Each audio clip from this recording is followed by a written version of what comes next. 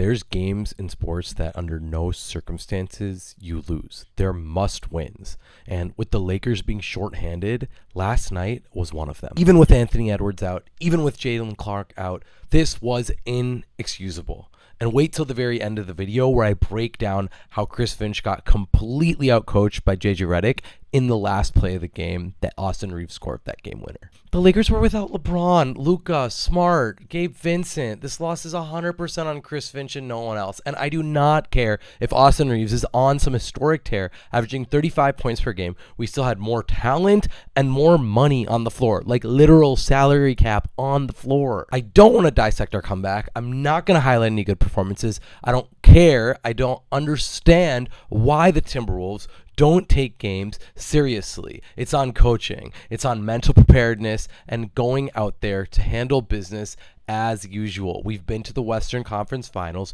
2 years in a row. This is ridiculous. How are you down going into halftime? How are you down 20 points late in the third quarter? How do you lose this game at home? Let's just look at some simple stats. It doesn't take too much to realize the effort that was missing. The Lakers had 60 points in the paint. League average is 48. That's crazy. We got out-rebounded 40-34. Jared Vanderbilt and DeAndre Ayton had combined 22 rebounds. That's the same combined number as Gobert, Randall, and Jaden. Like, come on, are we even having a conversation right now? Listen, it's only the first 5 games of the season, so there's no reason at all to overreact or act like this loss defines how our year is going to be.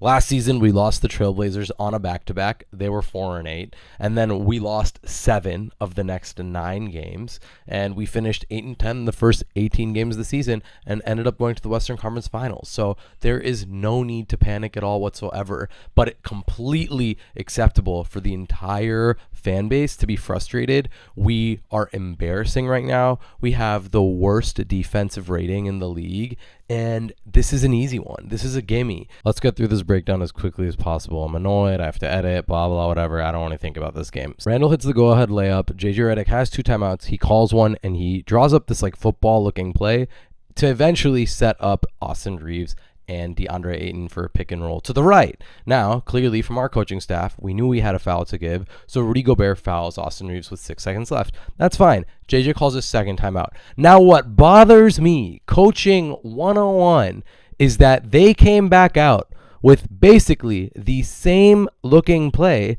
and they set up the AR-15 DeAndre Ayton pick and roll, except to the left. And I see Chris Finch over there yelling out commands to these players. My guy, you have a timeout. Use your timeout. Make him call another play that he is not comfortable with. They're going to run the same play twice in a row. You could have thrown them off their heels, made them run a different play. Maybe he would have gone to a different player, and we might have come out here with a win. But it doesn't matter because our performance was ridiculous and horrible. And we're going to play the Hornets on Saturday, and I hope we win. I hope Rob plays well. I hope TSJ plays well. And I just hope that we walk out of this Hornets win being like, all right, we stomped on them. We got ours. Let's move on. Let's try to get back to a great place in the playoffs this season. I'm annoyed. Peace out. Have a good week ahead. Ugh.